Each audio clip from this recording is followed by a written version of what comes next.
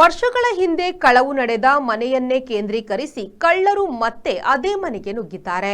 ಮಂಜೇಶ್ವರ ಮಚ್ಚಂಪಾಡಿ ಪುಚ್ಚತ್ತಬೈಲು ನಿವಾಸಿ ಕೊಲ್ಲಿ ಉದ್ಯೋಗಿ ಇಬ್ರಾಹಿಂ ಖಲೀಲ್ರ ಮನೆಗೆ ಕಳ್ಳರು ಮತ್ತೆ ನುಗ್ಗಿದ್ದಾರೆ. ಮನೆಯ ಮೇಲಿನ ಮಹಡಿಗೆ ಹತ್ತಿದ ಕಳ್ಳರು ಅಲ್ಲಿನ ಬಾಗಿಲು ಮುರಿದು ಮನೆಯೊಳಗೆ ಪ್ರವೇಶಿಸಿ ಮನೆಯ ಸಿಸಿ ಕ್ಯಾಮೆರಾ ಸಹಿತ ಅದರ ಉಪಕರಣಗಳನ್ನು ಕಳ್ಳರು ದೋಚಿದ್ದಾರೆ. ಕಳೆದ ಸಲ ಕಳವುಗಿದ ದೃಶ್ಯಗಳನ್ನ ಇಲ್ಲದಾಗಿಸಲು ಕೊಂಡೊಯ್ದಿರಬಹುದೆಂಬ ಶಂಕೆ ಕೂಡ ವ್ಯಕ್ತವಾಗಿದೆ.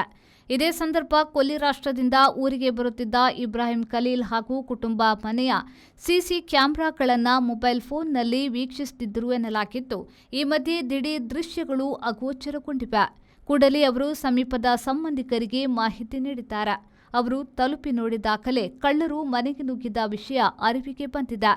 ಕಳೆದ ದಿವಸ ಮನೆಗೆ ತಲುಪಿದ ಇಬ್ರಾಹಿಂ ಖಲೀಲ್ ಕಳವು ನಡೆದ ಬಗ್ಗೆ ಮಂಜೇಶ್ವರ ಪೊಲೀಸರಿಗೆ ದೂರು ನೀಡಿದ್ದಾರೆ.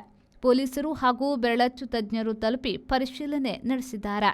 ಕಳವು ಬಗ್ಗೆ ಕೇಸು ದಾಖಲಿಸಿ ಪೊಲೀಸರು ತನಿಖೆಯನ್ನ ಆರಂಭಿಸಿದ್ದಾರೆ.